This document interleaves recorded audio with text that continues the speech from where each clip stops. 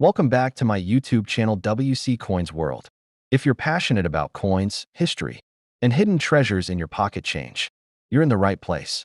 Today, we're diving into the fascinating world of the 1965 Jefferson nickel, a coin that might seem ordinary at first glance, but holds some surprising secrets.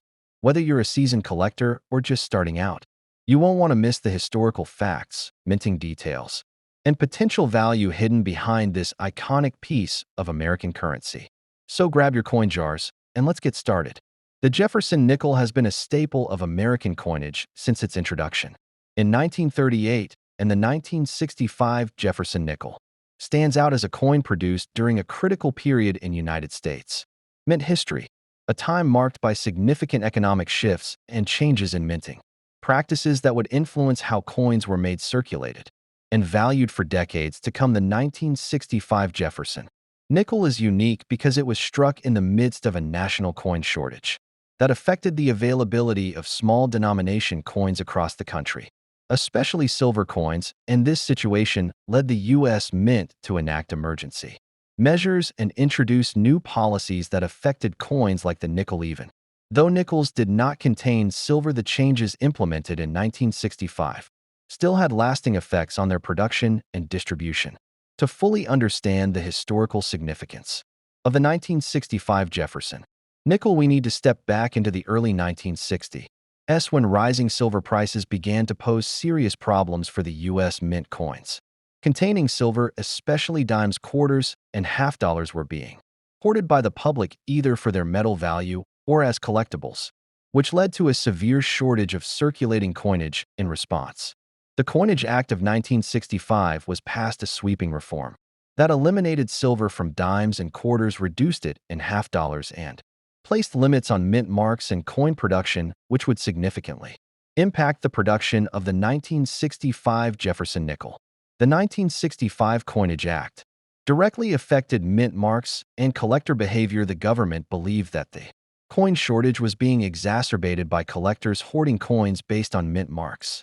So to reduce this trend, the mint removed all mint marks from coins starting in 1965, including nickels, meaning that the 1965 Jefferson nickel was produced without any mint mark regardless of where it was actually struck. This makes it impossible to determine whether a particular 1965 Jefferson nickel was minted in Philadelphia, Denver, or San Francisco.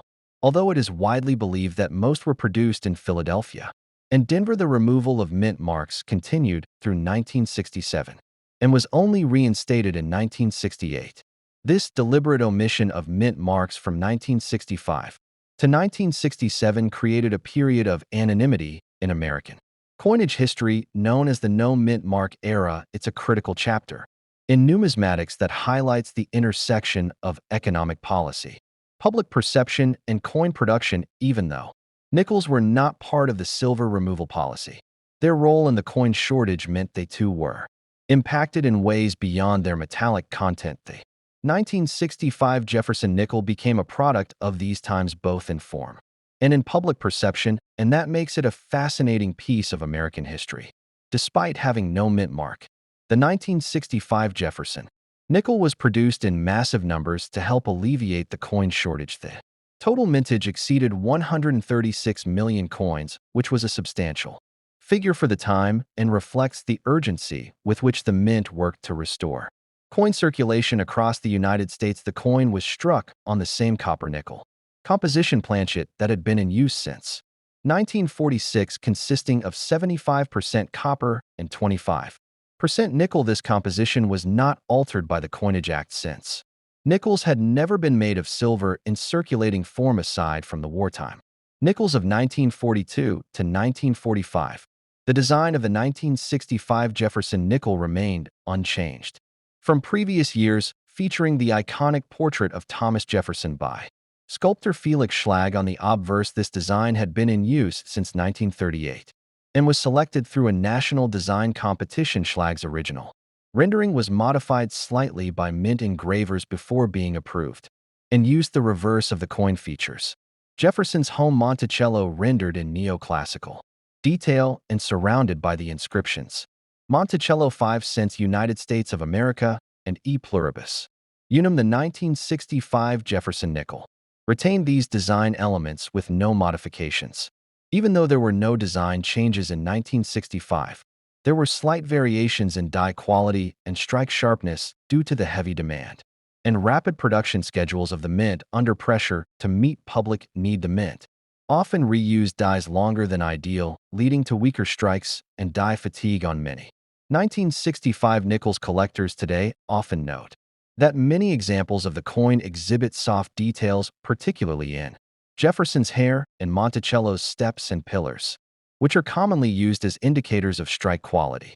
Some 1965 Jefferson nickels were struck using special mint sets or SMS rather than standard circulation strikes, since the U.S. Mint did not produce traditional proof sets between 1965 and 1967. They instead offered SMS coins to collectors. These coins were produced with better than average quality using specially prepared dies and polished planchets. Although they do not possess the mirror-like surfaces of true proof coins, they are often more sharply struck and exhibit a satiny finish, making them highly collectible in higher grades today. SMS 1965 Jefferson nickels can be distinguished from regular circulation strikes by their superior luster, smoother surfaces, and occasionally sharper details. Although these sets were not individually struck by hand like proof coins, they still represent a step up in quality from mass-produced circulation coins and are an essential part of collecting nickels from this era. The packaging of SMS sets was also unique, housed in plastic sleeves and sold directly to collectors without mint marks or proof designations, making them somewhat mysterious and harder to classify. In terms of value, most 1965 Jefferson nickels in circulation grades are common and worth only face value. However, high-grade examples, particularly those graded MS66 and above by third-party grading services like PCGS or NGC, can command premiums, especially if they exhibit full steps. On the reverse, full steps refer to the clearly defined lines at the base of Monticello and are used as a key indicator of strike quality. Coins with 5 or 6 fully visible steps are much scarcer and more desirable among collectors. The full steps designation is particularly elusive for the 1965 Jefferson nickel due to the aforementioned die wear and overuse at the mint that year, finding a 1965 Jefferson nickel with crisp, full steps in mint state condition is a significant achievement and can increase a coin's value dramatically, sometimes ranging from tens to hundreds of dollars depending on grade, population, and demand in the collector market. Third-party grading agencies apply strict criteria for assigning the full steps designation, making it a hallmark of quality and rarity. Although mint marks were omitted from 1965 to 1967, the locations where nickels were produced remained the same, with Philadelphia and Denver doing the bulk of the work and San Francisco operating on a limited basis for SMS coins due to the absence of mint marks. However, attributing a coin to a specific mint is nearly impossible for regular circulation strikes. Some researchers have tried to identify origin based on die characteristics and other subtle clues, but there is no definitive way to do so.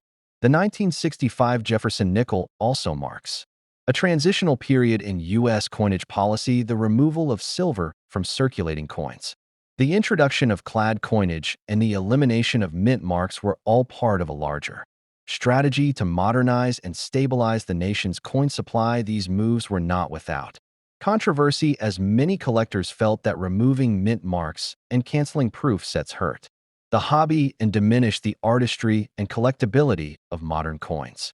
Collectors of Jefferson nickels often view the 1965 coin as part of the so-called no mint mark trio, encompassing the 1965, 1966, and 1967 issues, all of which lack mint marks and proof versions. Building a high-quality set of these three coins, especially with full steps, can be a rewarding but challenging endeavor and adds historical depth to any Jefferson nickel collection because these coins were made in large numbers and often poorly struck. Finding truly exceptional examples is not easy. In terms of numismatic literature and research, the 1965 Jefferson nickel has been studied as part of the larger history of coin shortages and mint reform. The works of coin historians like Q. David Bowers and Walter Breen have provided context and insight into the decisions made by the mint and how they affected both the production and public perception of coins from this time. These scholars often note that while the nickel itself was not central to the silver crisis, it was caught up in the broader movement to restore confidence and stability to U.S. coinage. There are no known major die varieties for the 1965 Jefferson nickel in the same way that earlier or later years may have double dies, repunched mint marks, or overdates. However, minor die clashes, die breaks, and other minting anomalies do exist and are of interest to specialists who study Jefferson nickel errors. Error coins from this year include off-center strikes, clipped planchets, and improperly annealed planchets, which can create dramatic visual effects and enhance value among collectors. In addition to die errors, some examples of 1965 Jefferson nickels have been found with die deterioration, doubling, which is caused by worn dies and can give the appearance of doubling on the coin's devices. Although this is not true doubling, it is still collectible to certain enthusiasts who seek out such flaws as part of their study of minting technology and production quality during high-pressure minting periods like the mid-1960s. Because of the no mint mark policy, many coin collectors were discouraged from pursuing modern issues during the mid-1960s, and as a result, fewer coins were saved in high grades compared to earlier and later years. This has created a paradox where high-grade examples are scarcer even though overall mintage was high, leading to an interesting collector dynamic where common coins become uncommon in top condition and gain added appeal among registry set builders and completionists.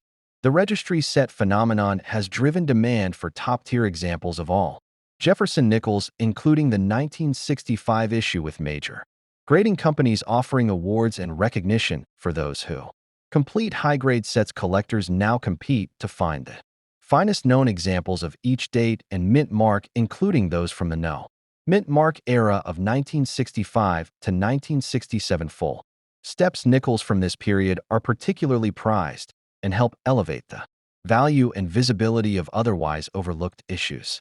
If you enjoyed this deep dive into numismatic history, be sure to hit that like button, subscribe to WC Coins World, and turn on the bell so you never miss a story from the vaults of American coinage. Until next time, keep searching, keep learning, and as always, keep collecting with passion. This is WC Coins World signing off.